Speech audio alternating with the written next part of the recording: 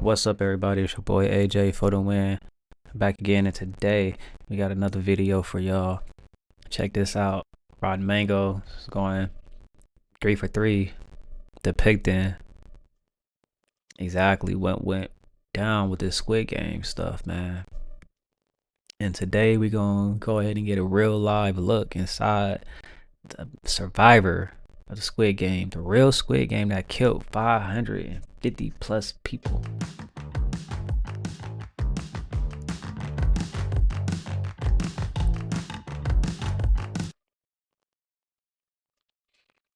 Without any further ado, let's get into it. Bada bing, bada boo. The conspiracy that one of the rich... See, why does it always bring up an extra? Okay, audio input.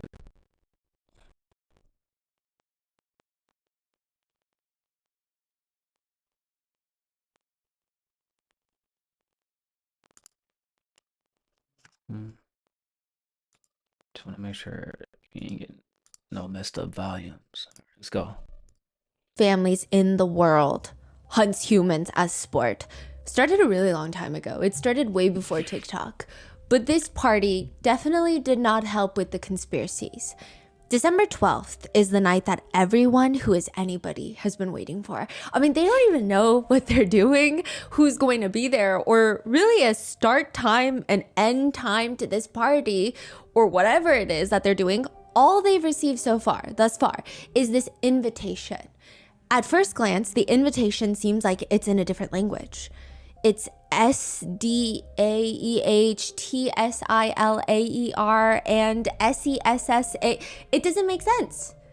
Some invitees took weeks to decipher this code. It's an invite to a party because it's not in a different language. It is in English. You just have to hold up the invitation in front of a mirror and the reflection will tell you about it. It says, black tie, long dresses, and surrealist heads. People spend weeks having the top designers handcraft surrealist heads and masks for this gathering because it's a party that you have to wear masks. And it's not every day that a Rothschild invites you to a party. Side note, the Rothschilds were one of the wealthiest families in the world. At their height, calculated with inflation, some estimates put their net family worth around $1.4 trillion. Wow. They're still all very wealthy, but there's probably hundreds and hundreds of Rothschild descendants. Their wealth is much more scattered and spread across, with only a handful, just a mere handful, being billionaires still. But back then, they were likely the single most influential, wealthiest family in the entire world. If they tell you to jump, it is probably That was like God's chosen people right there. in your best interest, perhaps even safety, to jump as high as you can. If they tell you to wear black tie, long dresses, and surrealist mask heads, it is probably in your best interest to get the best surrealist mask head that you could possibly find, or get a top designer to create one. These invites are so coveted that another wealthy socialite at one point threatened to self-exit if she was not invited to the next party held by them. What? I don't know what the guests were expecting, but when they get to the chateau in France, I mean, it's hard to miss the house, by the way. 80 guest bedrooms, a library with over 80,000 books, with about 30 square kilometers of dense forest land surrounding this chateau, which that amount of land is about the size of a small city or a quarter of Manhattan, or maybe if you combine all 4 Disney theme parks, Magic Kingdom, Epcot, Hollywood Studios, Animal Kingdom, into one, that's how much forest they have. Damn. It's massive. It's isolated. It's outside of Paris. And the guests are coming in. Audrey Hepburn is there, wearing a bird cage filled with birds on her head. Another guest is just wearing a giant apple covering their entire face. Another guest has this giant mask. I'm sure everywhere they walk, they're just slapping people with this mask. And it's just giant cutouts of Mona Lisa with different expressions, different oogly eyes, staring at the guests. Peep that. All chopped up everywhere. Then the hostess wore a giant stag's head, like a deer's head, with tiers of diamonds streaming down the stag's face. Real diamonds. What the hell are those? In front of the main staircase are the wait staff. They're dressed as cats. And they're all meowing and pawing at each other, purring and sleeping on the steps. And when you sit down at the dining table, the plates are covered in fur. Not like, oh, someone's cat put fur on my plate, but the entire plate is made out of fur. And on the table, you see a taxidermied turtle. I mean, are we supposed to... I don't think you're supposed to eat the turtle. Then what are we supposed to... What's the real food here? The food is placed on a giant mannequin that is laying nude on a bed of roses. And the menu consists of slightly cannibalistic sounding titles such as Sir Loin. Welcome to the Surrealist Ball, held by the Rothschild. It has been decades since this now viral ball, but everyone still talks about it, mainly because of the creepy pictures of the host and the hostess, the Rothschild couple that's hosting. They're standing there, black tie, event gown to the floor, hand in hand, just wearing giant masks. It's very unsettling. So much so that netizens believe that after this little dinner, they were most likely hunting people in the dense woods, in the thick forest afterwards. That makes the most sense, does it not? They're hunting humans. There are two men in the forest. They have long rifles. They're looking through their scopes. You see that? Yeah, I do. I see it. They see a person in the middle of the woods. This is not in France. This is not connected to the Rothschild, at least not directly. This is in Ulsan, South Korea. And the two hunters see another person on the other side of the rifle, which is not alarming. It is the season for hunting for pheasants. But the intriguing thing is, it's not another hunter. Wait, look, there's more. There's more people. There's a lot of people. And then there's another one and another one. Seeing a few people in the middle of the woods at this time should not be the most alarming. But when you see nearly 100 people in the middle of the woods gathered, it's weird, it's intriguing. The hunters get closer. It looks like some sort of construction site. Maybe they're building out here. I mean, again, it's not too strange. This is a developing area. They're about to walk back when one of them stops. No, something's weird about this place. The next day, that man alone, one of the two hunters, comes back. This time, instead of a rifle, he starts bringing a telephoto lens and he's shooting pictures. If you look from afar, this feels like a regular construction site. It's very typical. But once you get closer, there's a dog. 13 dogs, German shepherds. They're not watching the woods though. So imagine a construction site and you see 13 dogs. Would they not be watching the woods for anyone coming, I don't know, to loot, to take stuff, to stop them from developing? I don't know, right? You would expect that they're watching outside, but they're watching the construction workers. Why would they need to guard them? It doesn't make sense. The 13 German shepherds are all attached to some sort of human handler that is also holding a giant wooden club. Again, they're not watching the woods for intruders or anybody that's approaching. They are watching the construction members. The man with the camera waits until the sun sets and he starts taking photos of the guards, and the guards are tying everyone's ankles together. Dozens of people tied together by their ankles with chains, and then they're shuffled into this shipping container. The door is slammed shut and padlocked from the outside. The people in the woods are victims of Brothers Home. They have been transferred from Busan, South Korea, where the welfare facility that houses over 4,000 people is located, into Ulsan, to start building a second location. You're kidding me. The man with the camera, though, he's going to figure out who's behind all of this. He's going to figure out the people behind Brothers Home and do something about it, because he's not just a hunter. He is the newly elected prosecutor for Ulsan. This is the real-life case behind Squid Games. Bow. Dang. It's about to go crazy, y'all.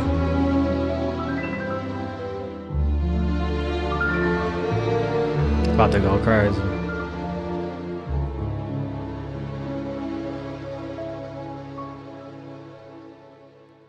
We would like to thank today's sponsors who have made it possible for Rotten Mango to directly support a survivor of today's episode.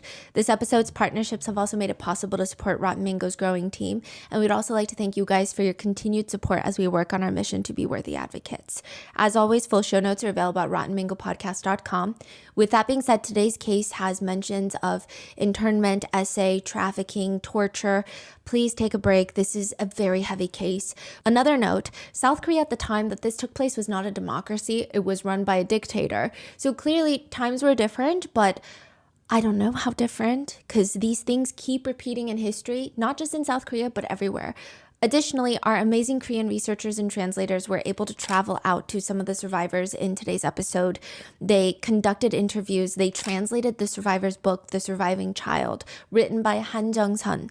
He's a huge part of the case. We will refer to him as Han, which he explains why he even wrote this book in the first place. He says, no media outlets try to directly talk to the welfare center victims. No one has listened to the victims' stories about what actually happened there. It seems like they didn't even want to try listening. So in the end, many citizens have no idea about the reality of what's happened. One last note, this is part 3 of the case. This is the final part. In part 1, we went through the torture games of the Brothers Welfare Center, which are very similar to Squid Game. In part 2, we did a deep dive on what they do with the 551 plus dead bodies. Hey Lily, today we just doing some cool streaming, but right now I'm going over the real life survival of some Squid Game participants or unwilling participants that this really happened. That were at the facility, as well as some of the torture methods. Shout out for you for tuning in. Happens when you escape. And in this episode, we're going to go in depth on the wealthy benefactors of these games, the facility, if you will. So with that being said, let's get started. There's been a lot of recent conspiracy theories surrounding Squid Games, like how BTS's V is going to be in season 3 of Squid Games. So that's a huge conspiracy. I guess theory, not a conspiracy. Or like how everyone is related, that the old man player 001 from season 1, the old man, could be the father of our main character, Ki-hoon, or as well as the father of the front man, the one that facilitates the games in the all black guard suit. So there's so many conspiracies of what if they're all connected. There's also the conspiracy that the front man, he's infiltrated the games to just presumably teach the main character a lesson. Join my free workshop on how to buy apartments using money from my network of investors in the Los Angeles area. That at the end of the day, all humans are the same. That if given the chance to do what the front man does, or the chance to be a VIP, they will choose to do that. Or a really crazy theory that there's this old lady in the second season. She joined the games because she needs to make money so that she can pay off her son's gambling debt. And her son is also in the games, right? That she might be the wife of the old man that started the games. There's so many conspiracies. There's a character in the game that happens to be heavily pregnant. Naturally, there's theories about her and her unborn baby. One, that perhaps the main character might have to sacrifice himself to save her. And I only seen like the first season or a couple of episodes of the first season. But when I found out that they had a real situation, I kind of just, oh my gosh, I can't really watch it for entertainment value. her unborn child, make sure that Nah, I'm lying. I'm gonna watch it. he's the last one standing. Or another conspiracy that in the end, everyone must die. And the only thing in the corner that is surviving is that little baby. That she gives birth and only one can survive. So she has to sacrifice herself so her baby lives on. So many. But a lot of the recent conspiracy theories have to do with the VIPs of the show. The premise of the show is that every year, hundreds of contestants that are riddled with debt are invited to have a chance to win tens of millions of dollars, typically around $40 million. And the catch is, once you enter the game, you're taken to a facility in the middle of nowhere with no escape, guarded by pink suit-wearing guards while you wear a green tracksuit, and you're forced to play and win childhood games, and if you lose the game, you die on the spot. But that prize money, the facility, the guards, they have to be funded somehow. It is funded by a global elite club of VIPs that find it enjoyable and entertaining to watch these people fight to the death for, to them, what feels like pennies. In season 1, it's so interesting. You get a glimpse of the VIPs. They're watching while getting served food and drinks. A lot of the masks are eerily similar to the ones worn at the surrealist ball held by the Rothschild family. The stag horns, the bejeweled masks, they're so similar. In season 2, though, someone points out a conspiracy. They never show the VIPs again in season 2. They never show them. They never show them watching, their reactions, nothing, even though they did in season 1. Would it not be more natural to show them again? There could be a play of dynamic of people are dying and the VIPs are reacting, and maybe they form interpersonal relationships and they grow attached to some characters and not other characters. But no. And at one point, it feels like the main character breaks the fourth wall and is telling others in the game that the VIPs are watching them. But it almost feels like he's looking at us. the viewers watching Like, Netflix. We're in the game. Yeah. Leading to the conspiracy that we, all the people of the world, are the VIPs watching for entertainment. Others are saying, I mean, when you think about it, if you watch Hunger Games, all of the people that's in the crowd watching, clapping, rooting, voting, that's us, man. Small versions are like American Idol. You vote people off those type of shows. Um, yeah, man. UFC, you know what I'm saying? We all sit back, spectate these gladiator sports like they don't derive from, forced from a forced hand, So maybe it's not it's you crazy. and me that they're looking at, but maybe they're breaking the fourth wall looking at the elites of the world. It's a nod to them because they might be watching this too. We know what you're doing. One netizen comments, I don't think Squid Games is even hiding anything. I think the purpose of this show is that this is actually happening somewhere in the world for real. At Brother's home, everyone hates to see Madam Park coming. Once you hear her shoes click-clacking down the long hallway, all the doors leading up to the rooms filled with bunk beds with children in there. I mean, you just know that somebody's in trouble. They need Jesus. That is why Madam Park is called, because they need Jesus. Usually she has her purse and it's filled to the brim with choco pies.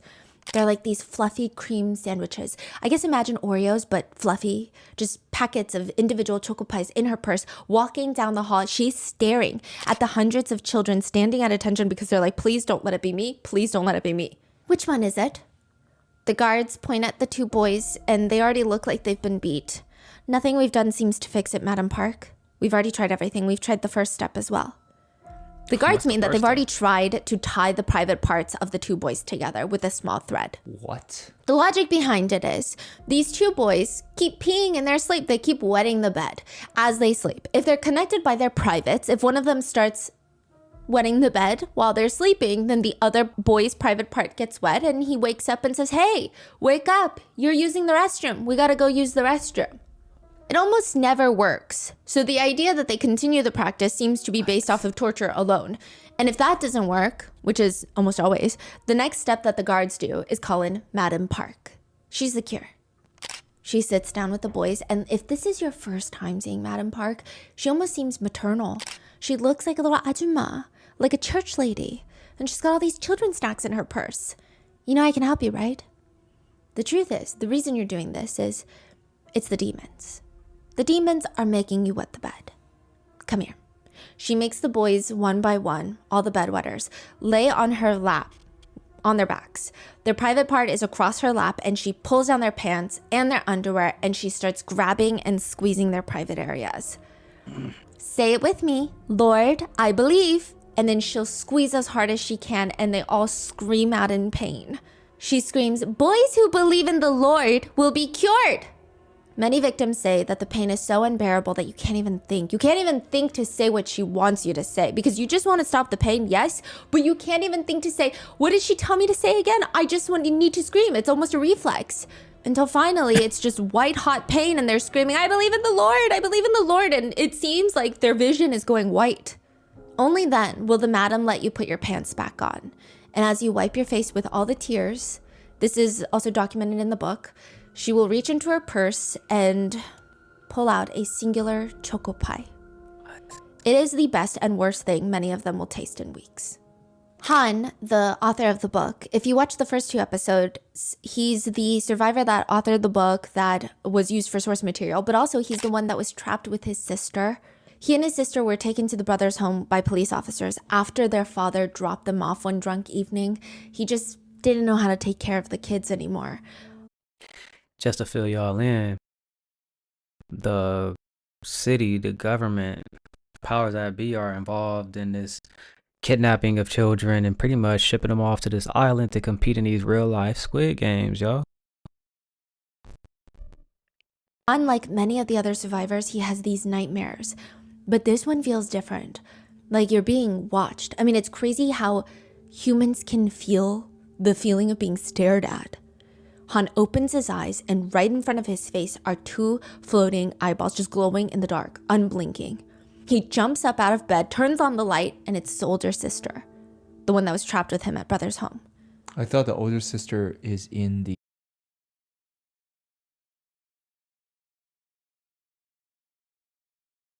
The other psych ward? Yeah. This is once they're out. They're trying to live together once they escape. We're going to go into detail on how they all escape. Oh. And he turns on the light. Shine, what are you doing? I told you we're supposed to sleep now. Yeah, I'll go to sleep. But when Han looks up again, she's not asleep. His older sister is just sitting there staring at the wall. Some nights she laughs at the wall. Other nights she cries at the wall. Whenever Han would ask her, Shine, why are you laughing? Why are you crying? She'll turn around and tell him stories about their lives before Brother's home. She never talks about what happened at Brother's home, at least not in these moments. Han says, there was a time I thought about just killing everyone. For me, I had nothing to lose. It was entirely possible to do it. I could have become a psychopath that society could learn to fear. I could have. Instead, he thought, well, why don't I just start small? I'll just kill one person first. I'll kill my dad. Because he thought, he's the reason that we're in Brother's home. My older sister, who was so smart, so very kind, ended up in Brother's home, put on psych ward meds. I mean, she lost her mind in there. She was beat every single day. She was tortured in ways that, Han was tortured the same way. They were both essayed. It was a lot. The whole thing became more complicated when Han finds out that his dad was also trapped in Brother's home later, but that doesn't make things better. So over a decade after they're released, Han decides, I can't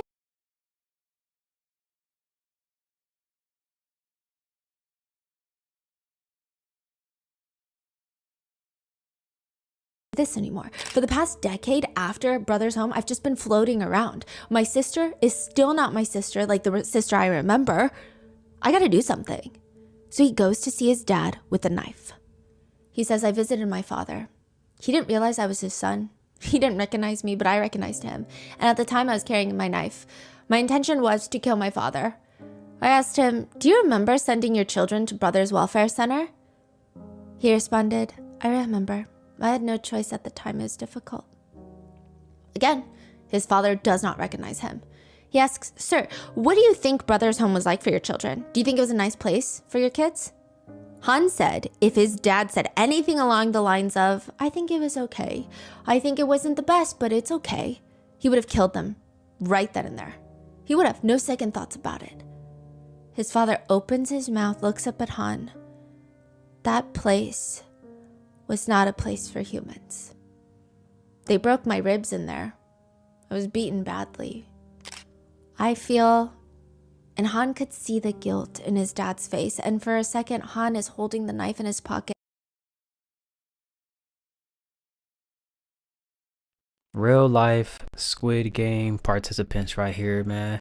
Some of these people are still fighting to try to get retribution from whoever's controlling this. Keep that in mind. He thinks, what if I were my dad? Would I have done the same thing? What if I had no money? The government said, the Olympics are coming. We want to help clean up the streets. We'll take care of your kid. We'll feed your kid. We'll educate your kid for you. Your kid will be better off. Would I send my kid there? Maybe, because it's the government. And they both stare at each other, and before Han asks, who do you think I am standing in front of you? I don't know, some government official? Are you here to monitor me or something? I'm your son. Han writes, my father's eyes suddenly lit up. He looked up at me for a moment and then suddenly lowered his eyes. After that, he didn't say another word for 3 years. I think he was tormented by guilt. Han tells his dad that he'll be back to see him. And since then, Han has visited his dad every single month in the psych ward. After being released, Han's dad has been left in the psych ward. And on Han's way out, he throws out his knife.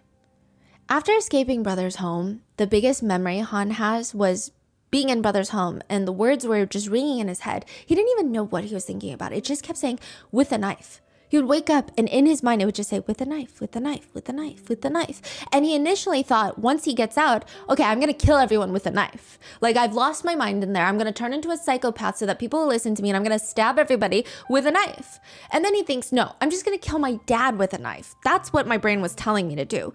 But now he realizes, with a knife, that feeling, I just want to carve out my painful memories with a knife in my head. He wishes he could just cleanly cut those memories from Brother's home and throw them away. And for 25 years, nothing happens until 2012. A man named Vincent steps into a taxi, a cab in Los Angeles. He offers the cab driver a very interesting proposal. Drive me around to 5 different stops and get paid $600.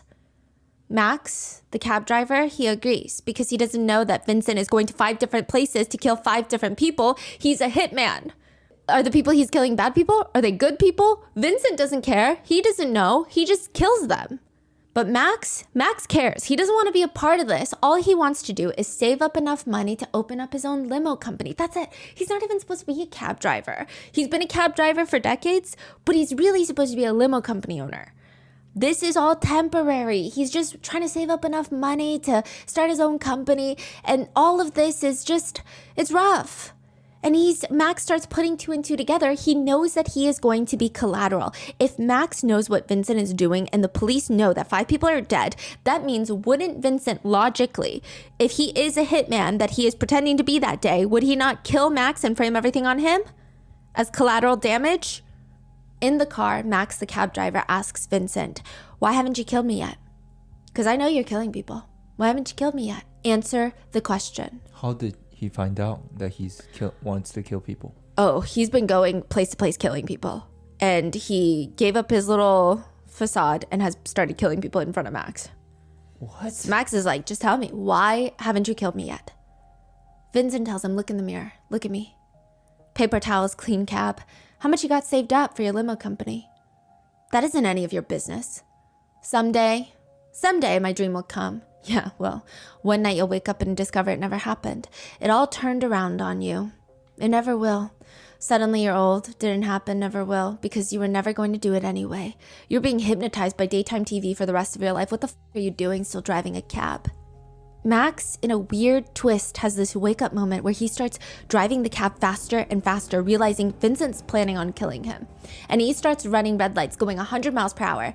You're right, Vincent. We're all floating on a rock in the universe. Nothing matters anyway, does it? Does it? If not now, then when? Right, Vincent? And he purposefully flips the car over, nearly killing the both of them, but ultimately taking control over his own life. This is the plot of the 2004 movie Collateral. Oh.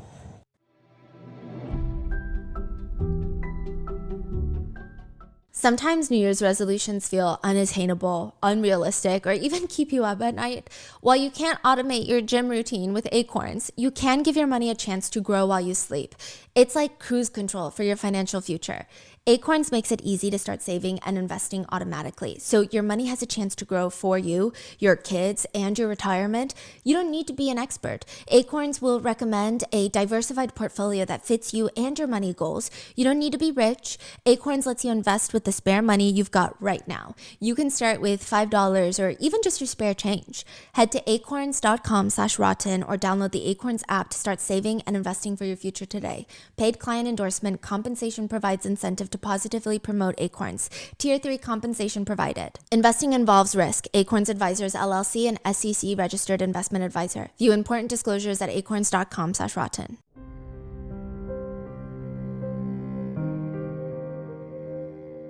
There's this moment where Tom Cruise's character, Vincent, says something along the lines of, "You became a hostage to someone like me because all you do is dream.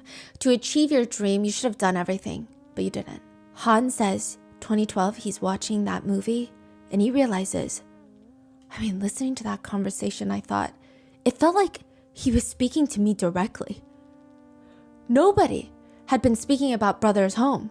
What had happened there, we all just sat in our own places agonizing and thinking about it. It almost felt like it didn't happen. That was the moment I decided I was going to tell the world what happened in Brother's Home, even if it killed me. Prior to Han protesting at the National Assembly in South Korea, for the past 25 years, nobody has even spoken up about Brother's Home. None of the other victims or survivors. Everybody hid it. Sometimes people hid it from their future spouses, partners, kids. Nobody in society wants to feel bad for people without homes that are begging on the street. They are humans that need to be cleaned up. The stigma was so strong that the victims, once they escaped Brothers' home, being tortured for years, forced to play these weird torture games, some were left permanently paralyzed. Some had each of their teeth plucked out one by one for fun. They have no teeth. Most of them were essayed by guards every night for years. They're forced to do manual labor, and yet they can't tell anyone about it because they're going to be judged. Han said during his protest, one citizen even grabbed him by the collar. He's peacefully protesting in front of the National Assembly. This citizen spit in his face and said, "What? Even people like you, scum of the earth, want taxpayer money now?" Wow. Some cursed at him. Others looked at him with pity and said, "Kid, you're hitting a rock with an egg. Give it up." But he stood there every single day sharing his story. "I am a 37-year-old man.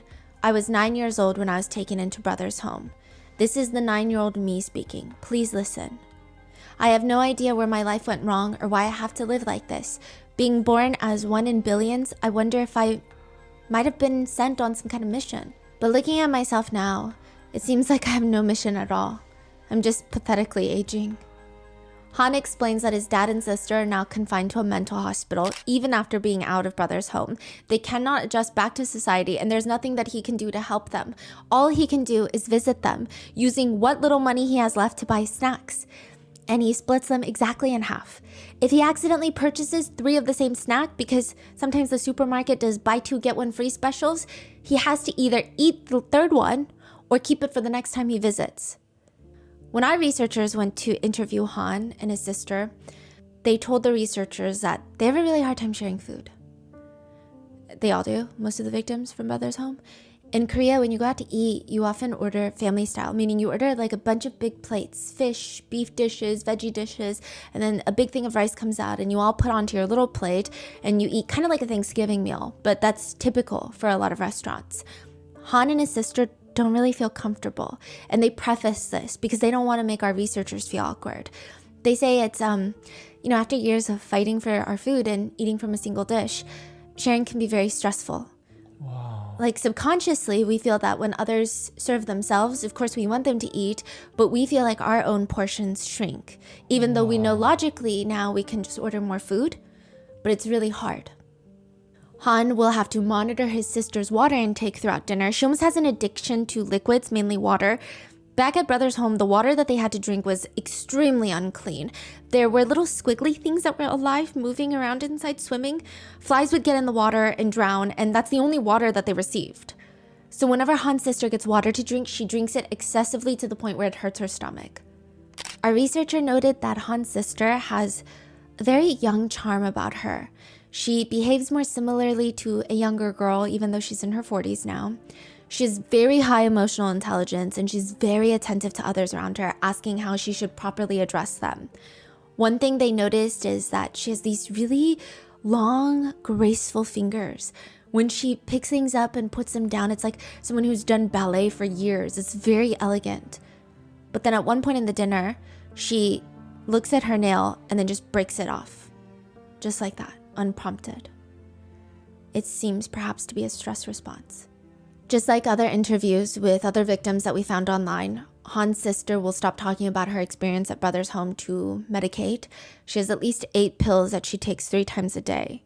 Some are antidepressants, anxiety meds, other psychiatric meds, and Han interestingly takes none.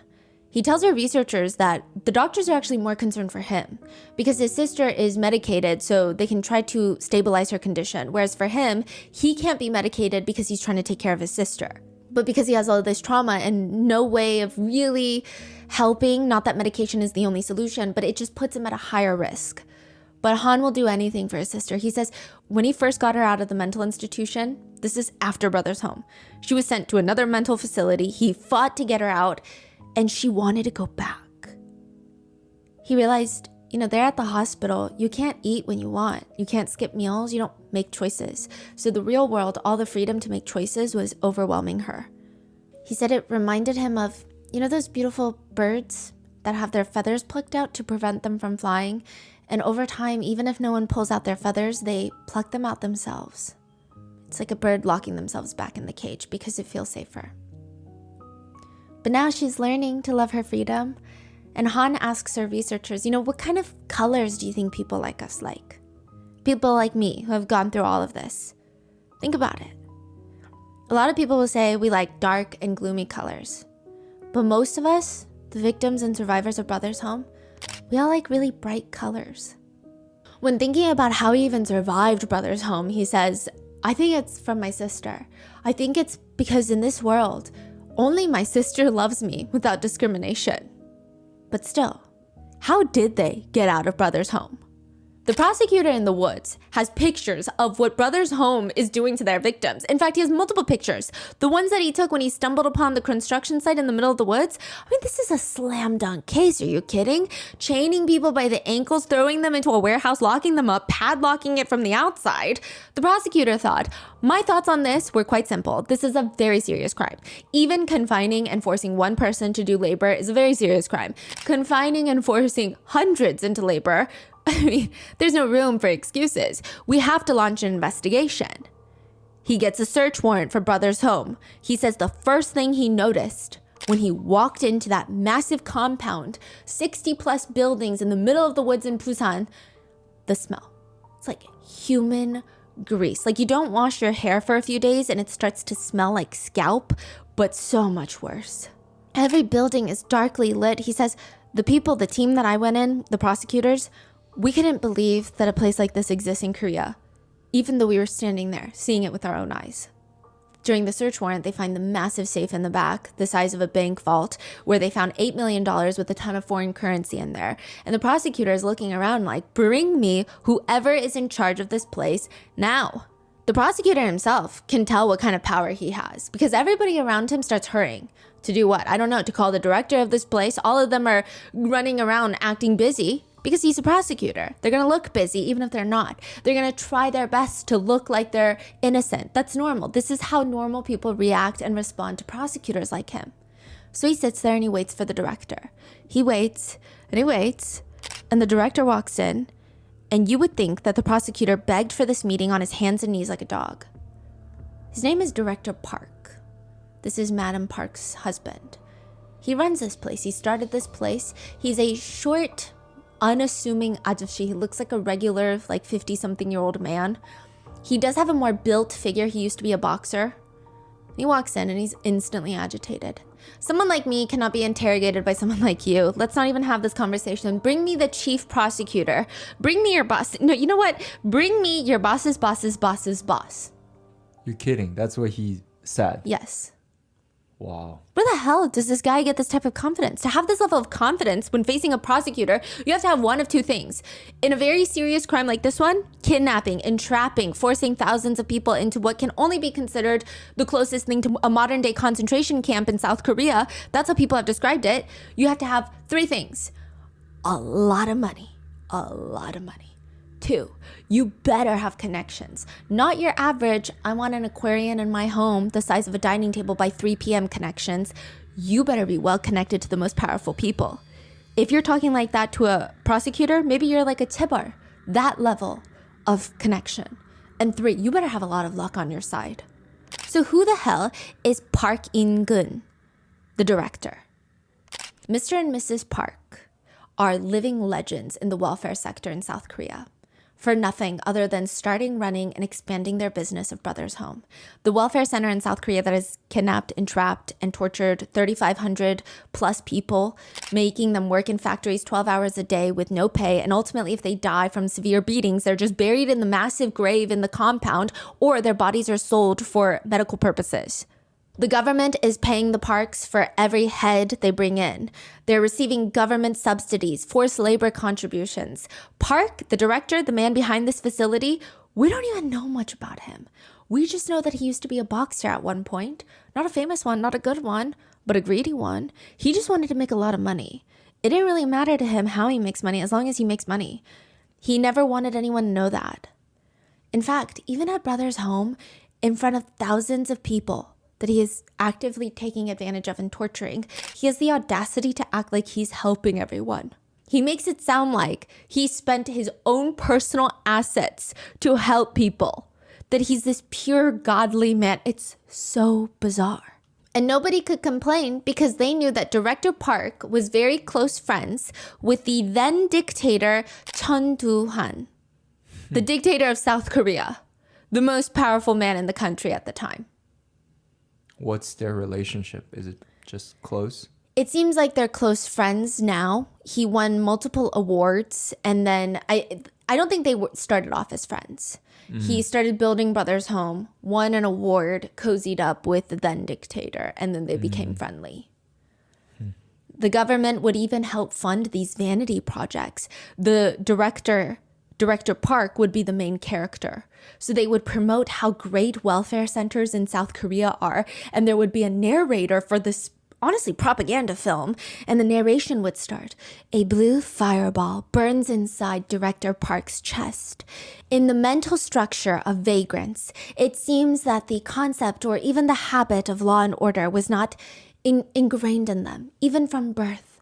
The welfare center houses vagrants and homeless people from 2 years old to 70 years old. The weird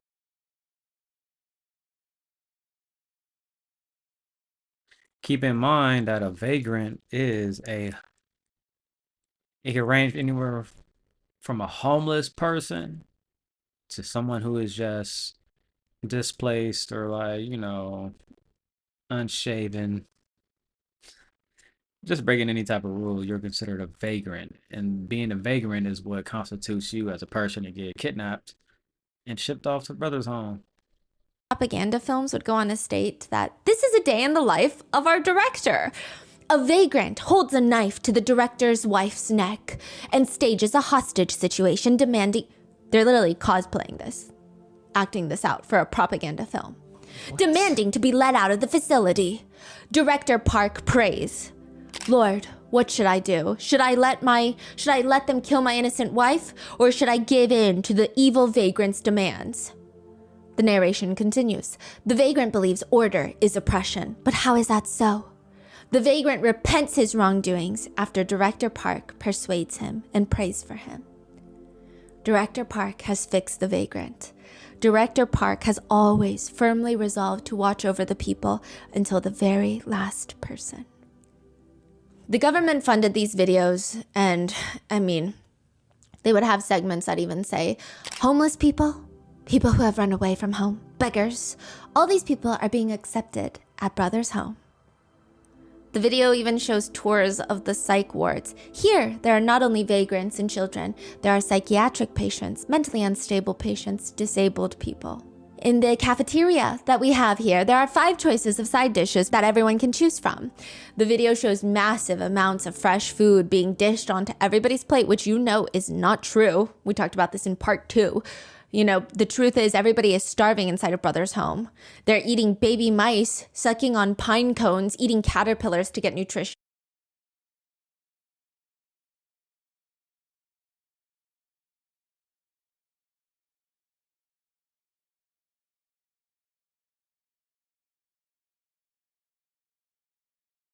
But this propaganda film is showing them eating like kings. And they show Director Park and his wife always eats meals with everyone at Brothers Home. One victim says, Director Park was as close to a monster as it gets. He really is a monster. Hardly anyone could even look him in the eye. You know how one word from the North Korean dictator, the whole country responds?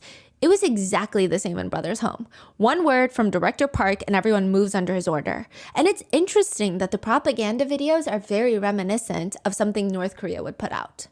But now he's been arrested. The doors to all the buildings in the massive compound are open. Sunshine is coming in, and it's the best disinfectant.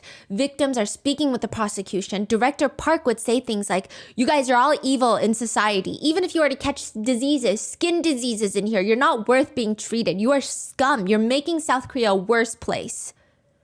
They're telling the prosecutors everything. If someone tried to escape, Director Park would tell them, you are a social evil. And then they would be beaten in front of every single person at the mandatory church segments every single Sunday. Is he the one that's beating people with the boxing gloves or no? Yeah, he and his brother-in-law, Pastor Lim. Pastor Lim is the more religious one. That's his brother-in-law. So this whole compound is really run by Director Park, Director Park's wife, Madam Park, and then her sister and her sister's brother-in-law. Her sister's brother-in-law. Yeah, it's like a whole family business. And they're just beating people with a boxing glove while running this religious church camp. And Pastor Lim was, okay, I don't even want to call him Pastor Lim. Lim, he was technically the pastor at the church. And he did this. A lot of victims believe he did this because they say when you're a welfare center in South Korea at the time, no one internationally wants to donate. But if you say, hey, we're a Christian welfare center in South Korea, a lot of Christian churches in America and overseas would donate. And they would just steal the donations. Yeah. They would even run these big campaigns of these were kids without homes. And we took them in, and now we want to reunite them with their families. But we need money to do that. We need manpower. So a lot of people overseas was donating to the church.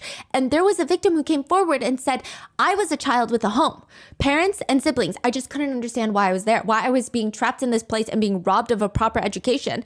I clearly gave Pastor Lim my home address and phone number. I even told him, my parents run a Chinese restaurant. Here is where you need to go and look. They took me to a different neighborhood, found a random Chinese restaurant, threw me in there and said, hey, owner, is this your kid?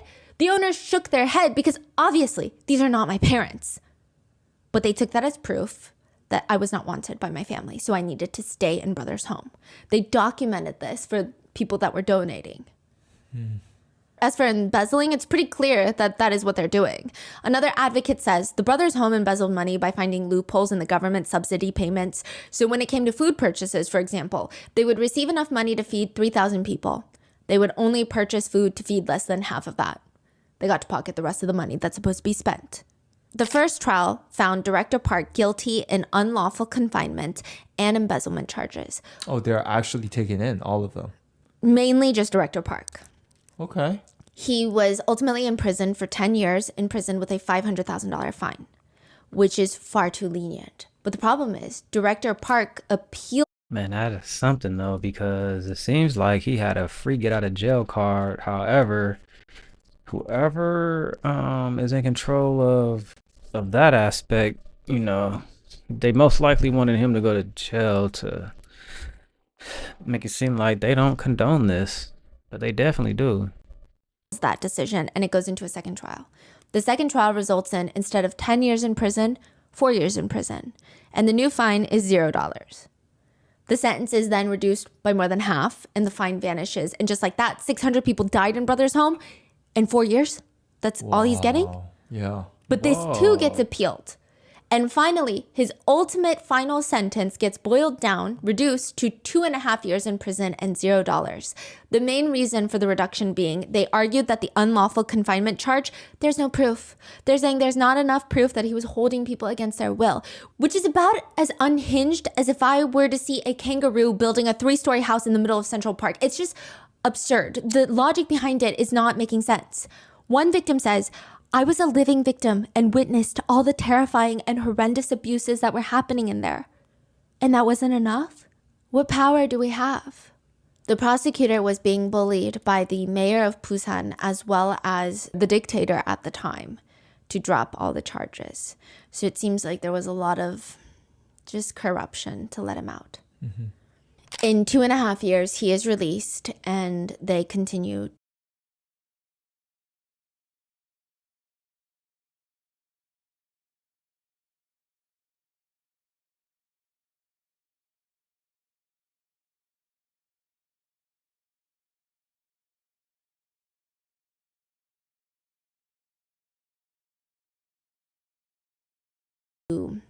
open up more welfare centers. What? And get government subsidies. In Squid Game Season 2, the main character tells the game makers, you take advantage of desperate people with nowhere else to turn, and you watch as they die one by one to entertain your clients. You say it's their decision to participate like you're trying to sugarcoat it. You act like you're running some charity event. The front man responds, anyone who died was simply a player who lost the game. Trash eliminated from the competition. And as we speak, the world is filling with more and more trash. You still don't see it, do you? If the world doesn't change, the game doesn't end. The main character responds, you say that it's just the way the world works, that we should shut up and accept it and go on with our lives, but that's a story you made up to excuse your atrocities. I know that people are nothing to you but animals. You think you can buy us like racehorses. Director Park thinks like that. He opens up welfare facility after welfare facility, getting all the government funding. The facility is called Siloam House. It's a welfare facility for people with disabilities. They received in total over $11 million in just government subsidies and likely tens of millions of dollars more in the forced labor. So why not do it again? And when he finds that to be less exciting financially, he later moves to Australia. The whole family immigrates to Australia and opens up this massive golf course, sports center, hot springs. And interestingly, he buys a company called Jobstown and starts operating his business under that name. One advocate says the golf range and assets in Australia owned by the family were purchased with funds from Brothers Home. So it was bought using embezzled money. This asset represents blood and sweat of victims, and it cost them their lives. Even at the golf range, one employee was brought from Brothers Home in South Korea. He was a victim of Brothers Home, trapped there. He was flown out to Australia on a visitor visa, meaning he's not allowed to work in Australia. He's a tourist, but he's forced to work 16-hour days at the golf course, manually picking up the golf balls, fixing golf equipment, and mowing the lawns. If something is not up to standard, he alleges Director Park would use a golf club to beat the hell out of him. He said, if I was in Korea, I would try to run away again, or at least I would try to, right? But I was left in this place. I had no money, nothing. Where would I go? I don't even speak the language. To get to the nearest public transit from the golf range, it's about 30 minutes by car. Park's adult children. So Mr. and Mrs. Park, the directors, they have adult children. They would see him, Director Park, beating this employee at the golf range with a golf club, and they would never try to stop their dad.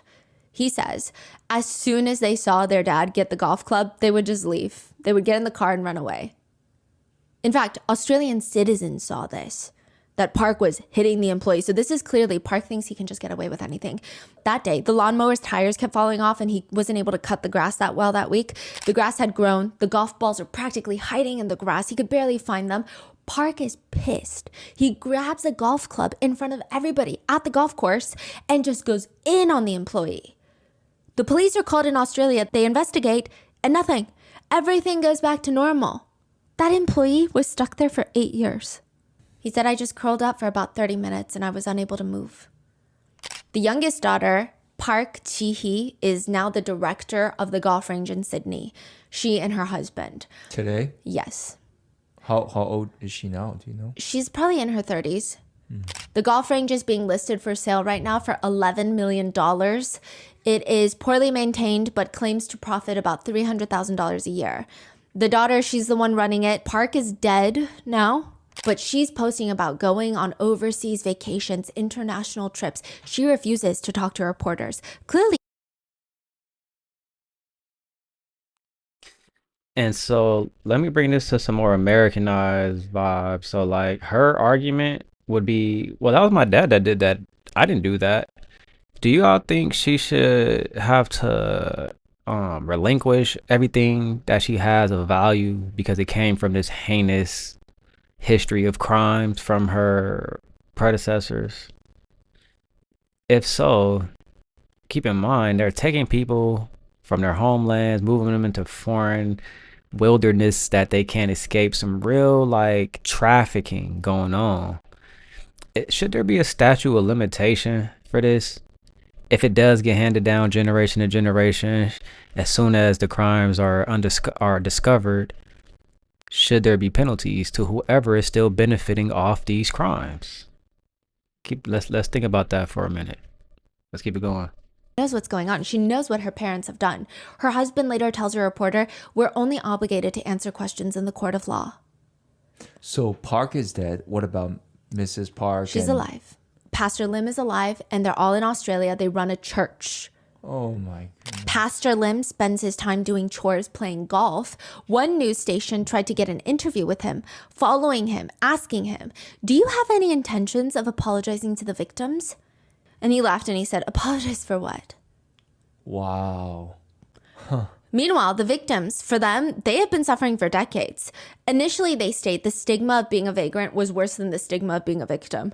It would be the same as telling someone that you were abused in prison.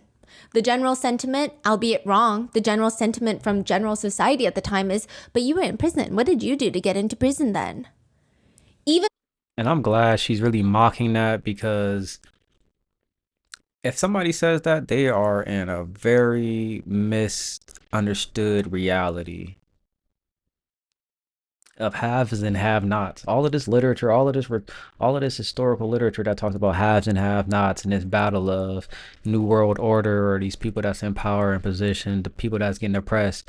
And then you have this whole other group of people that vote that don't believe it's true, that there is not groups of people that are marginalized and oppressed. And they get to vote. And they get to live and be your neighbors and shop at the same grocery stores and put their kids in the same schools. Like, the fuck? Hell no. They were released from Brothers Home, they would have nowhere to go. They were shipped off to other facilities or just thrown onto the streets. Han writes, the welfare center closed. The young children were put on buses, transferred to other orphanages. The remaining adults were sent home. Welfare center victims came into society without any money. They were scattered like beggars throughout the city. Many victims starved to death throughout the years. So you're saying Pastor Lim and like Mrs. Park and all of them, they're running a church. Yes. So while Director Park went to prison for 2.5 years, Brothers Home shut down. When he was released, they opened a few more welfare centers in South Korea, but they decided, we don't really like it. And maybe the law is catching up with us. South Korea is becoming a democracy. So they slowly transfer all their assets to Australia, open up a church, buy a golf range, and now most of them are living in Australia. Their kids, Madden Park. Are they still running that church, you think? Yeah. Yes. These are recent interviews. How are they still around? Because, you know, the community is small, right? You think a lot of people don't know the details of what happened? A lot of people don't know. So my dad is an avid news watcher. He's very passionate in politics, and with everything going on in South Korea recently, he's very active in putting his voice out there as a citizen and being heard, right? He doesn't know much about Brothers Home. This is the only case in Korea I've ever asked him. I've asked him about murder cases, kidnapping cases. He knows so much. He's like, oh, I know it was a long time ago. Yeah. So everything was like kind of... It's very vague. It's like, hidden. I think like lots of bad stuff happened for sure, but I don't really know what bad stuff. He doesn't even know the names of the people that ran it. Wow. So if they are Pastor Lin and them still around, then do we know what they look like? Like Yes. all of that? Okay, then they should be like held accountable. Yeah. You know, people should at least know these are the people running your church. Yeah. Like this is your pastor. Yeah. The same person was like punching people. Like committing. They won't believe it. How many times have the Catholic Church had a scandal about fondling on underage people? People still go. I got a homegirl right now who I went to her church.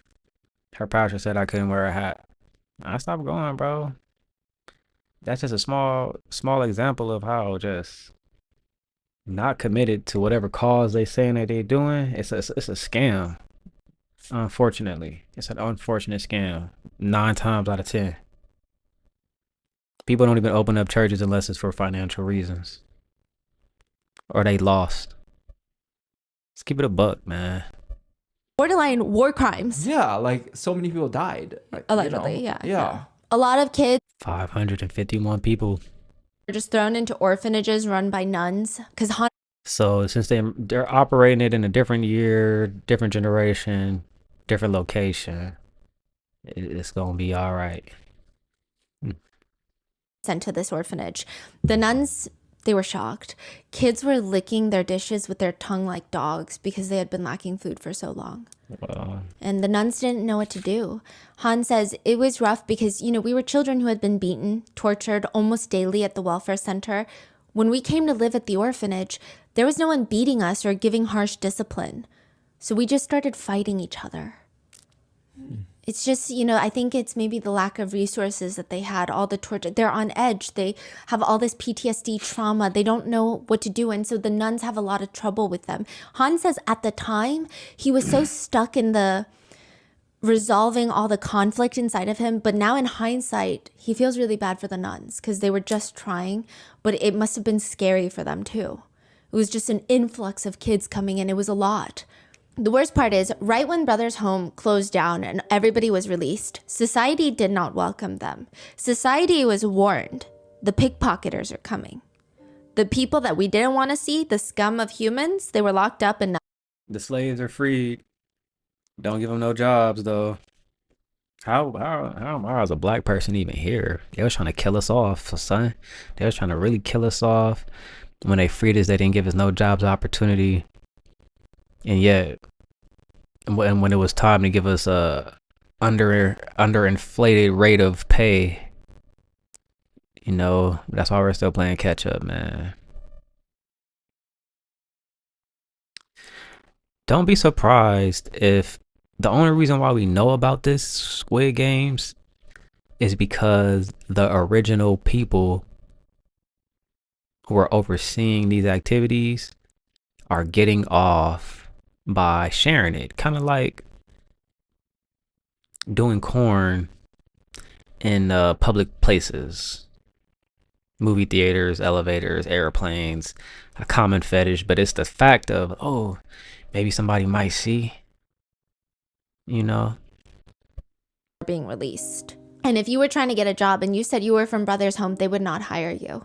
Han says no one in the world took interest in this issue. At the time, there was no voluntary civil society organizations for human rights, and because the words of the victims weren't covered in any media or news outlets, we couldn't receive any victim compensation. But also, we couldn't even just have people acknowledge what happened to us. Why must we live burying the truth like this? In Squid Game Season 2, Kyun, the main character, tells one of the game facilitators, someone like you don't get it. You couldn't know or understand how it felt, what it felt like to be in there, what we did to make it out of the games. You have no idea what it was like. Han writes, in the end, the director was sentenced to just over 2 years in prison for embezzling public funds and violating foreign exchange laws, which has nothing to do with human rights violations, and the case was concluded inconclusively. There is meaning in human death, is there not? For us Brothers Home victims, there was no reason for our deaths, our disabilities, only we were just left with stigma. We were all in there, dying like dogs. One victim, who was released and went on to have her own children, states, I can't even sleep without the TV on because the silence is too much. Even if I do fall asleep, I start panicking because the TV is on. And I'm asleep. What if someone takes my daughters? Who's going to make sure that they're not taken to a place like Brothers Home? I have all these thoughts every time I fall asleep. Another victim states, I didn't even get to graduate from elementary school, so when my son asks me about homework, I can't even help him. It's humiliating. I'm always scared someone's gonna find out, and even now, I'm always trying to hide this from everyone, and it's just humiliating. Park Soon-hee, she was taken in when she was 10. The harsh reality of it is, when you think about the vagrants or the homeless people or the people that don't matter in society, we never self-identify as such. So we keep making mistakes. Of course your kid is in danger. You are a endangered species of people that's not even wanted here. Why would they care about our offsprings? Give it any opportunities? Why wouldn't they redline education, loans, job opportunities, communities in general? There's a bigger game going on, and we're all in it. I'm a commentator of the games for this phase of my life. I'm commentating on world events, popular news, my opinions, but I'm a player in this game. I didn't create it. If you didn't create the game, you are in it. And if that doesn't scare you or alarm you in any capacity, stay the fuck away from me, bitch. All she did was wait for her older brother at Busan train station. She was going to go stay with him. But the police came and offered to help her find him. She's thrown into the van. Her ponytail is cut off. She's forced to change into a blue tracksuit. She says the trauma and stigma of those 6 years will stay with me until the day that I die. She says the biggest memory that she has until this day is one winter, a lady with disabilities wet her pants. The guards grabbed her by the hair and dragged her to the toilet.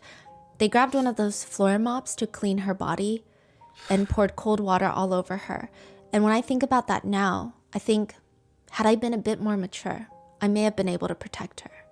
I know logically speaking, I probably couldn't have really been able to protect her, but all I did was watch. And that still hurts me so much. We were children with a bright future, but they threw that away. They trampled on our futures. 보호해 줄 수 있었을 건데 그들이 못했던 게 지금도 제 가슴 아파.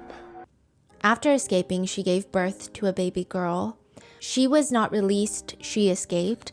She had been brutally essayed by a guard, and she gave birth at 17 to the guard's baby. Her mother forced her to give the baby away for adoption. Soon after that, her father passed away. And I'm the baby in my reality.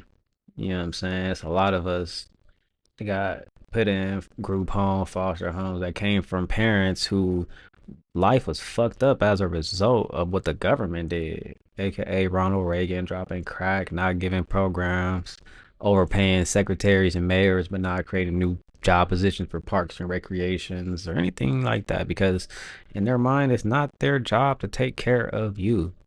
Your parents were not supposed to have you. You're not part of the family, the Rothschilds family. Why are you having kids? That's why they fucking with people. It doesn't make it right. I don't know. I don't know if I believe in right and wrong. But you know, they doing something like this right now, ICE in California, and I would just be disturbed if I was to discover in the next 10 years that they did something like this with those people, man.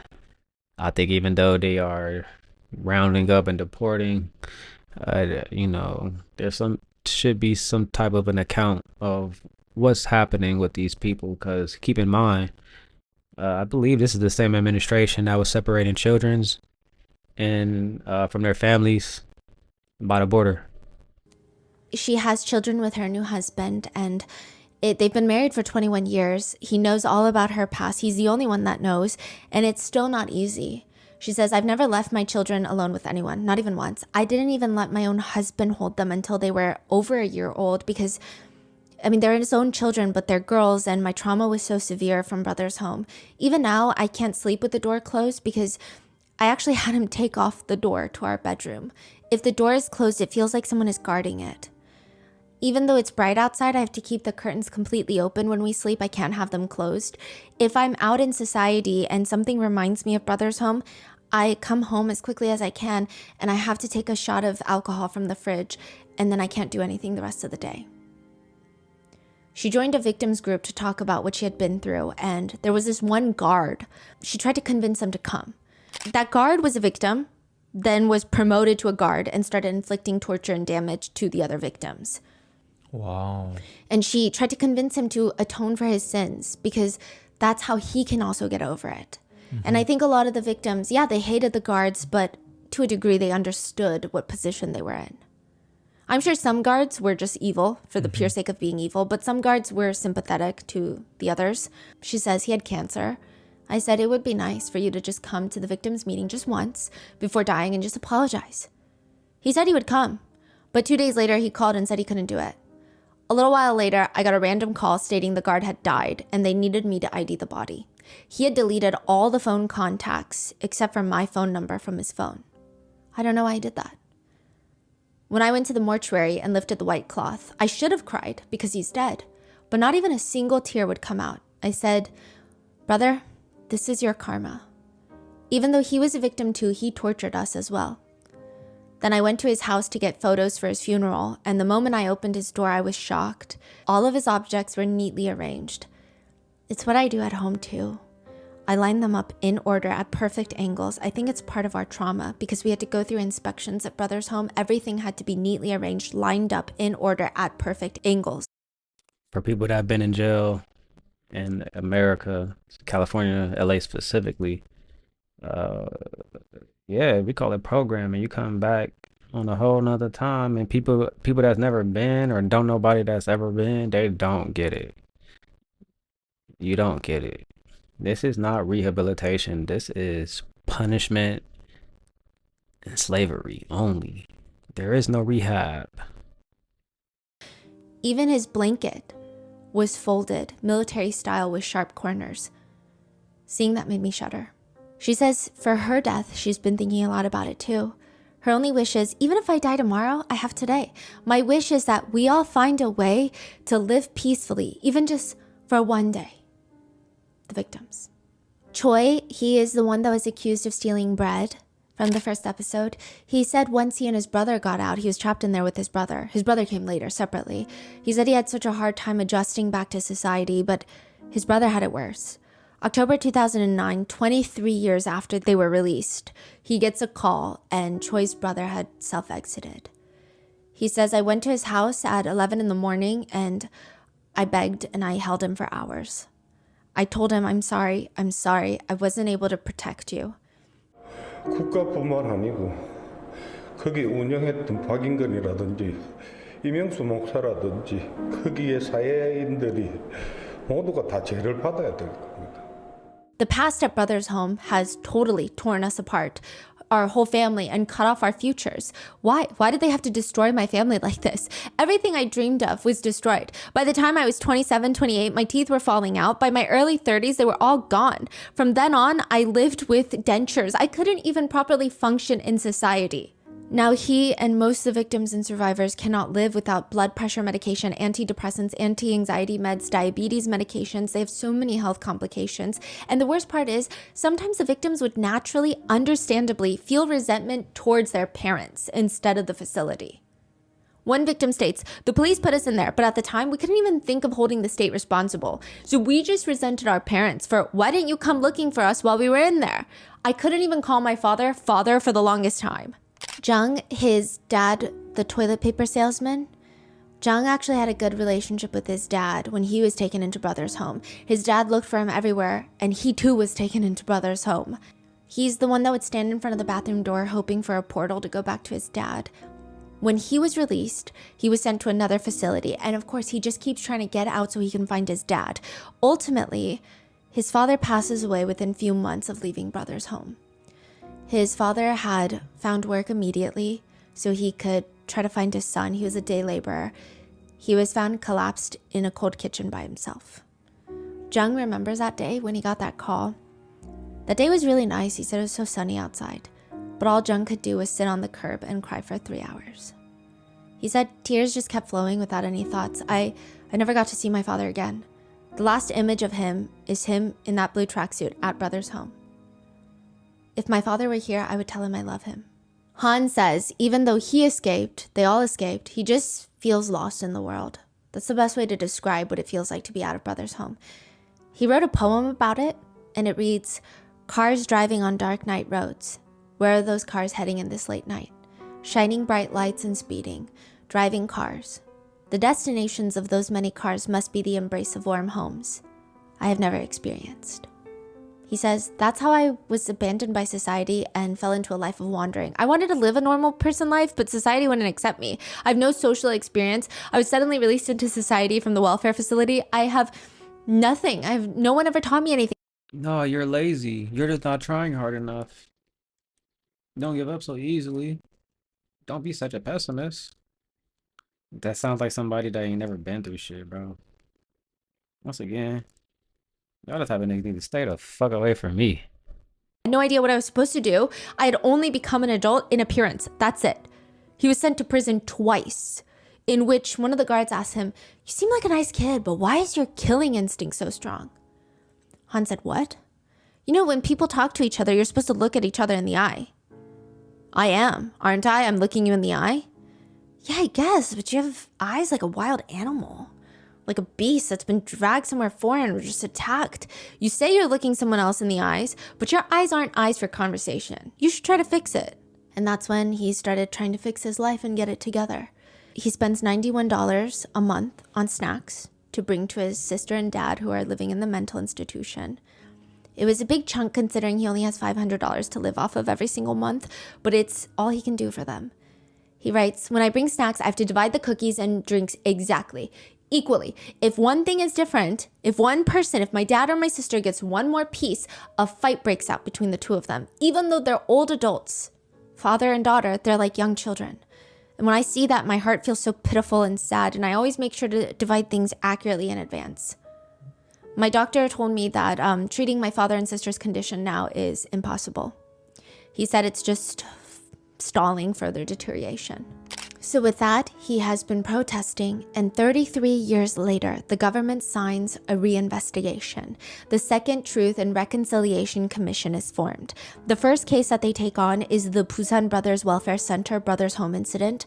They're still investigating, but it's difficult considering Director Park and his entire family immigrated to Australia. They've taken all of their assets, and in 2016, Director Park passed away. Not that they could do anything to him because of the statute of limitations, but netizens are calling for a thorough investigation into who at the police stations, which police stations were taking people. One victim states they should conduct a thorough investigation. If the government needs to apologize for anything, they should. We need to somehow. Once again, that's in the perfect world, based off of the world we think we live in, bro. We don't run shit. Why would they do a thorough? What? Look at this world we live in. You want your get back? What Pooh Shiesty say? Go look up Pooh Shiesty. See what his #1 song is. That's what you gotta do. And resolve this resentment inside of the victims. One survivor says, "We were victims of the government's bid to purify." That's what we gotta. That's what I'm gonna do one day.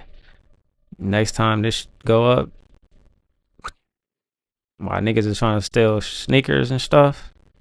Oh yeah, this is my manifesto.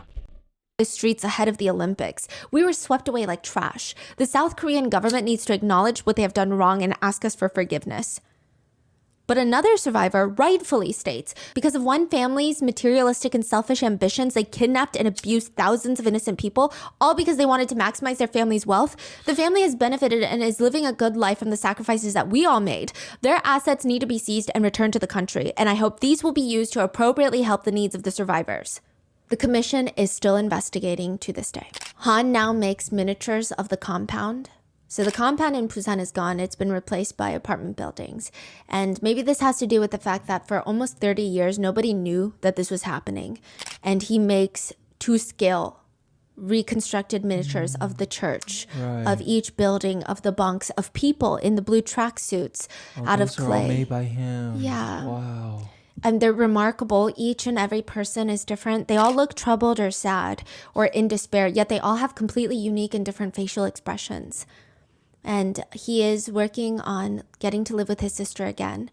So he has times where she'll come live with him out of the mental facility, but then because they don't have enough money, sometimes she'll need to go back.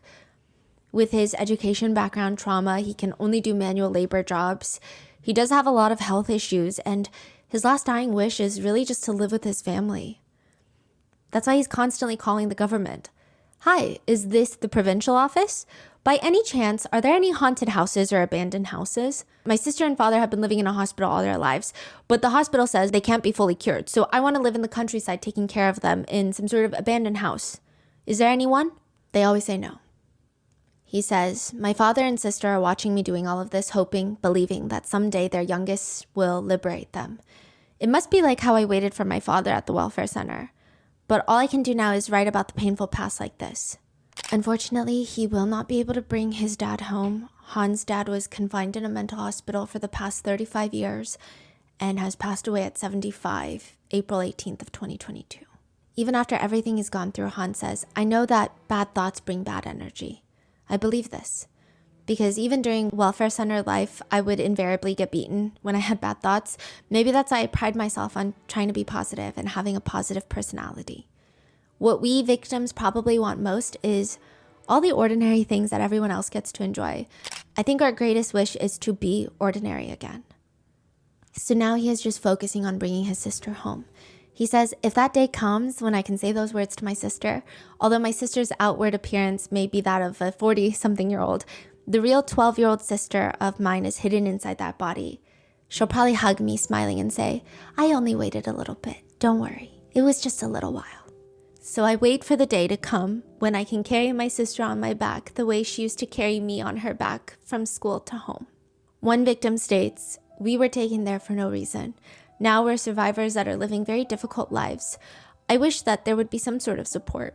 Honestly, that's just how I feel. Han says the only reason he didn't kill everyone was because knowing that if I committed a crime in the moment of anger, the welfare center incident would be buried forever. I tried not to become a killer. I tried to make the welfare center incident known through various legal methods. So did it work? The director was released from prison and is now living large as a tremendously wealthy person without financial loss. Meanwhile, the victims are living with various after effects, worrying about their immediate livelihood. Some are still confined in mental hospitals and other facilities, and many have died. He says, I absolutely did not want the life of the welfare center. Our family had to forcibly live a life that we never wanted. Our researchers asked Han, if you could go back to tell your younger self something, what would you say? He says, if I could go back and tell my younger self something was, you did okay. You did well. You endured it. When asked about his biggest regrets, he says, I would not say the things to my sister that the guards made me say. They made people lose hope, even in religion. Usually when people go to a place of worship, they feel hopeful that their God or deity will help them. At Brother's home, they would tell us to pray. Pray that your parents come to get you, otherwise you'll never get out. Han said that he did as instructed. He prayed for his dad. And he says, I regret it because I felt the answer to my prayer was my father ending up in the same place as me, but as a prisoner. So I always felt like it was my fault. He says that he has a message for our viewers. 시청자분들께서 이 형제복종 사건을 접하면서 혹시 이게 너무 심각하게 여러분들이 상처가 되지 않았으면 좋겠고 앞으로 이런 일들이 없게끔 대한민국뿐만이 아니라 전 세계에 이런 일들이 발생하지 않도록 어떤 국가적 정책이 만들어질 때 정확하게 좀 분별력 있게 파악하고 지지할 건 지지하고 안 될 거는 아니다라고 목소리를 내주셔야지 우리 가족 같은 사태가 또 안 만들어질 거라고 저는 보고 있습니다. Han writes, people will find false comfort looking at incidents. In the perfect world, yeah, he's right. You'd want to stay informed so you could be able to get ahead of certain things, but what he's failing to realize again, why would you need to change something to begin with? Who even was trying to propose something that needed to be opposed? Those are the people in power, not the opposers. They got something here called Supreme Court Justice, which means the judge can make a ruling, and then there's a select group of people that get to overrule and ultimately make decisions, bro. There's power class structure. Don't forget that shit. Don't forget it, because you'll be spinning in your head continuously trying to figure out what's going on. Thinking, well, such things won't happen again in the future, right? If the same situation happens again, though, what are you going to say? It could be you then, or it could be your loved ones. Will you then care and reveal the damage when that time comes? Han has a beautiful poem that reads, the life given to me, someone trampled from the beginning. I want to get up, but I can't. Every time I try to stand up with courage, it presses down on me. I try shouting, why are you doing this to me? No one hears, no one tries to listen, no one tries to look at the trampled life. It is beautifully accurate and tragic, and that is the case of Brother's Home. Leave your thoughts in the comments, stay safe, and I will see you in the next one.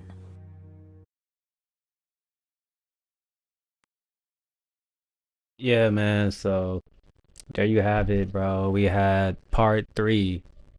If you missed part 1 and 2, you can go ahead and check it out. You see what the YouTube page is, which is, I'll give you a better look right here.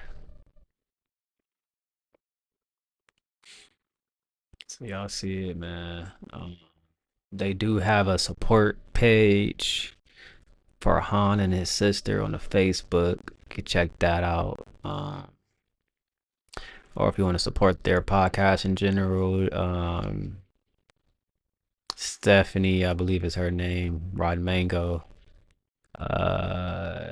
They are, supporting several causes. They do a lot of videos that really are top of the line like that. So go ahead and check them out. I will be periodically, not too much, doing some reactions from their channel, from her channel. But anyways, man, that was the real life Squid Games, bro. Part 3. My reaction. I kind of was getting upset because anything that's close to slavery activities, genocidal activities, just comes it's very non-demure, to say the very absolute least. But yeah, man, it's your boy AJ for the win. And you know what I'm saying? I'm gonna keep dropping stuff like that though. We're gonna keep it going.